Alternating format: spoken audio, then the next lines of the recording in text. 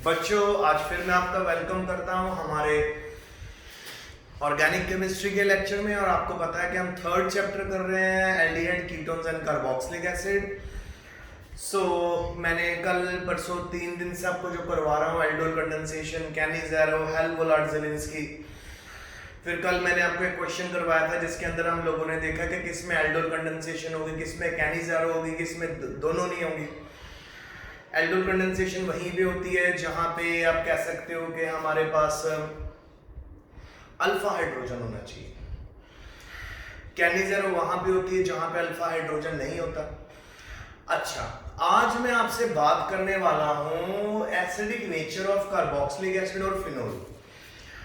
आप सभी को याद होगा जब हम अल्कोहल, फिनोल, ईथर वाला चैप्टर कर रहे थे तो वहां पे आपको एक क्वेश्चन आता था कि अल्कोहल और फिनोल में से कौन ज्यादा रिएक्टिव है, कौन ज्यादा एसिडिक है और क्यों। और आपको मैं ऑलरेडी कल से बताता आ रहा हूं कि वो चीज एसिडिक होती है जो एकदम सॉल्यूशन के अंदर प्रोटॉन प्रोड्यूस कर दे, प्रोटॉन इजीली दे दे। कोई भी स्पीशीज प्रोटॉन तब देती है अगर प्रोटॉन देने के बाद वो उससे भी ज्यादा स्टेबल फॉर्म में कन्वर्ट हो रही है। जैसे फिनोल हमेशा प्रोटॉन इसलिए देता है क्योंकि प्रोटॉन लूज करने के बाद जो फिनोक्साइड आयन बनता है वो रेजोनेंस स्टेबलाइज होता है, उसमें बहुत सारे रेजोनेंस के स्ट्रक्चर होते हैं। एक सिंपल थ्योरी और फिनोमेनन है कि किसी भी मॉलिक्यूल में जितने ज्यादा रेजोनेंस होंगे उसकी स्टेबिलिटी उतनी ज्यादा होगी। आज हम देख रहे हैं, आपके सामने में आज आप बताने वाला हूं, आज हम फिनोल और कार्बोक्सिलिक एसिड में देखेंगे कौन ज्यादा एसिडिक है और क्यों। अगर हम क्लियर पिक्चर देखें, सबसे पहले ये रहा हमारा फिनोल में से एक प्रोटॉन निकाल लिया, फिनोक्साइड बन गया हमारा। अब आगे 1 to 5 तक आप देखो कितने ज्यादा रेजोनेटिंग स्ट्रक्चर है इसके, कितने 5। फिनोक्साइड आयन जो बनता है उसके 5 रेजोनेटिंग स्ट्रक्चर है जो फिनोक्साइड आयन को बहुत ज्यादा स्टेबल बनाते हैं। इसीलिए फिनोल हमेशा प्रोटॉन लूज करता है ताकि वो किस में कन्वर्ट हो जाए, फिनोक्साइड आयन में। पहले तो आपको ये बात क्लियर होनी चाहिए। उसके बाद हमारे पास यहाँ पे कार्बोक्सिलिक एसिड है। कार्बोक्सिलिक एसिड भी बहुत जल्दी प्रोटॉन लूज करता है और किस में कन्वर्ट हो जाता है, कार्बोक्सिलेट आयन में। और अगर हम कंपेयर करें स्ट्रक्चर तो कार्बोक्सिलेट आयन के सिर्फ 2 रेजोनेटिंग स्ट्रक्चर है बेटा। देखो, RCOH में से एक प्रोटॉन निकाल दिया, RCOO नेगेटिव बना, उस स्ट्रक्चर में 2 तरह के रेजोनेंस पॉसिबल है। हमेशा इसमें एक कार्बन के साथ डबल बॉन्डेड ऑक्सीजन होता है और सिंगल बॉन्डेड ऑक्सीजन होता है। अब रेजोनेंस में सिंगल बॉन्डेड ऑक्सीजन अपना लोन पेयर यहां पे डोनेट कर सकता है, कार्बन और ऑक्सीजन के बीच में यहां पे डबल बॉन्ड बनेगा। अब अगर ये वाला डबल बॉन्ड लोन पेयर में नहीं कन्वर्ट हुआ तो यहाँ पे कार्बन की वैलेंसी 6 हो जाएगी या 5 हो जाएगी। जैसे यहाँ पे डबल बॉन्ड बनता है, यहाँ पे सिंगल बॉन्ड बनता है, तो कितने रेजोनेटिंग स्ट्रक्चर हो गए हमारे पास, 2। जैसे ही हम दोनों स्ट्रक्चर को देखते हैं आप एकदम बोलोगे कि sir phenol is more acidic. मैं कहूंगा क्यों? क्योंकि सर फिनोल से जो फिनोक्साइड आयन बनता है उसके कितने ढेर सारे रेजोनेटिंग स्ट्रक्चर है, पर कार्बोक्सिलिक एसिड से जो कार्बोक्सिलेट आयन बनता है उसके तो 2 रेजोनेटिंग स्ट्रक्चर है। इस करके फिनोल्स की एसिडिटी ज्यादा है और कार्बोक्सिलिक एसिड की कम। क्योंकि आपको मैं भी बता के हटा हूं, जितने ज्यादा रेजोनेटिंग स्ट्रक्चर होते हैं उतना ज्यादा आयन स्टेबल होता है। तो कार्बोक्सिलिक एसिड में कितने आयन, रेजोनेंस 2, और फिनोल में कितने रेजोनेंस, 5।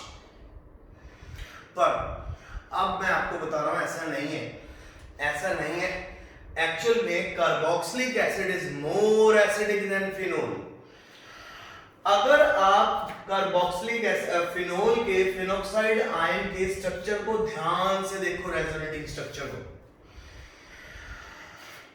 आप यहां पे देखो कि पहले स्ट्रक्चर में नेगेटिव चार्ज ऑक्सीजन के ऊपर है, उसके बाद स्ट्रक्चर नंबर 2, 3 और 4 में कहां पे आ गया नेगेटिव चार्ज, कार्बन के ऊपर आ गया। पहले नेगेटिव चार्ज ऑक्सीजन के ऊपर था, फिर उसके बाद इस कार्बन के ऊपर नेगेटिव चार्ज आया, फिर इस कार्बन पे आया, फिर इस कार्बन पे आया। क्योंकि फिनोक्साइड आयन के स्ट्रक्चर में नेगेटिव चार्ज रेजोनेंस के दौरान कार्बन पर भी आ जाता है। और आपको पता है अगर हम इलेक्ट्रोनेगेटिविटी कंपेयर करें, oxygen is more electronegative than carbon. तो क्योंकि वो ऑक्सीजन से कार्बन के ऊपर नेगेटिव चार्ज आ जाता है, इस करके हम कह सकते हैं लेस इलेक्ट्रोनेगेटिव एटम के ऊपर नेगेटिव चार्ज आ जाता है, तो इस करके हम कह सकते हैं कि ये रेजोनेंस थोड़ा लेस स्टेबल है कार्बोक्सिलिक एसिड से। कैसे, आइए देखें।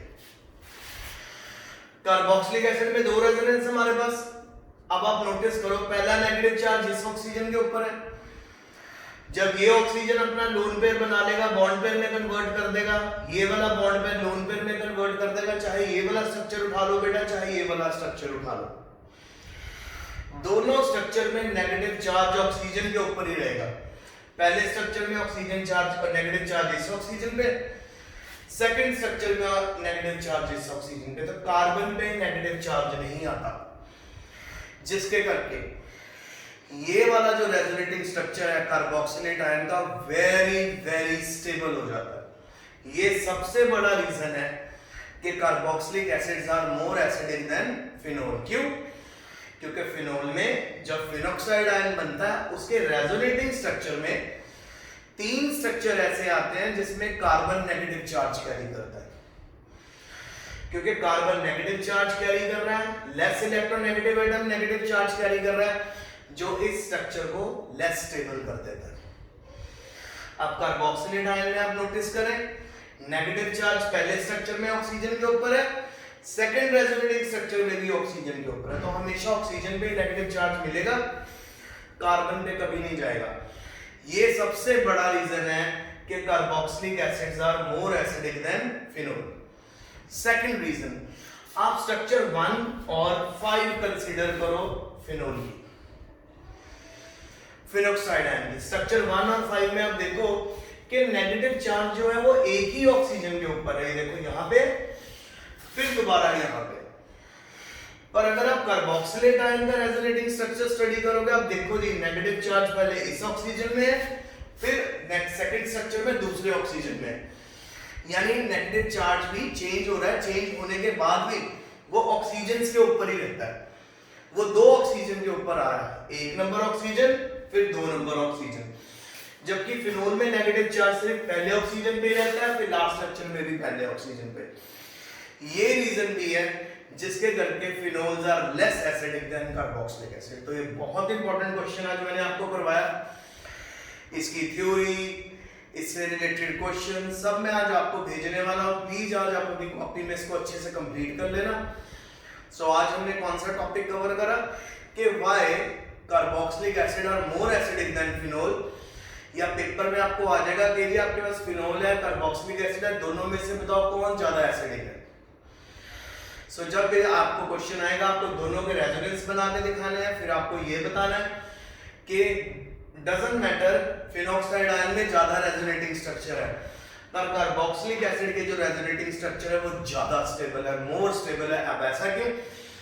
क्योंकि फिनोक्साइड आयन में कार्बन के ऊपर भी नेगेटिव चार्ज आता था रेजोनेंस में, जबकि कार्बोक्सिलेट आयन में जितने भी दोनों रेजोनेंस में कार्बन के ऊपर कभी भी नेगेटिव चार्ज नहीं आता। सेकंड बात, फिनोक्साइड आयन के पहले स्ट्रक्चर में और फिफ्थ स्ट्रक्चर में एक ही ऑक्सीजन पे माइनस का चार्ज आता है, जबकि कार्बोक्सिलेट आयन के पहले स्ट्रक्चर में और दूसरे स्ट्रक्चर में दोनों ऑक्सीजन के ऊपर माइनस का चार्ज आता है। ये दो फैक्टर कार्बोक्सिलेट आयन को ज्यादा स्टेबलाइज कर देते हैं as compared to phenoxide ion. तो जब भी सॉल्यूशन में आप फिनोल डिसॉल्व करोगे, कार्बोक्सिलिक एसिड डिसॉल्व करोगे, सबसे पहले कार्बोक्सिलिक एसिड अपना प्रोटॉन रिलीज करेगा, क्योंकि कार्बोक्सिलिक एसिड का जो रेजोनेंस है कार्बोक्सिलेट आयन का वो मोर स्टेबल होता है as compared to phenoxide ion. बाकी बेटा आज काम थोड़ा ज्यादा मैंने आपको दे दिया, कई डिस्टिंग्विशिंग टेस्ट दिए डिस्टिंग्विश करने के लिए, और साथ में कई चीजें रिवाइज की हैं, तो इन सभी कामों को आज की डेट में अपनी कॉपी में कंप्लीट कर लेना। Thank you, stay safe.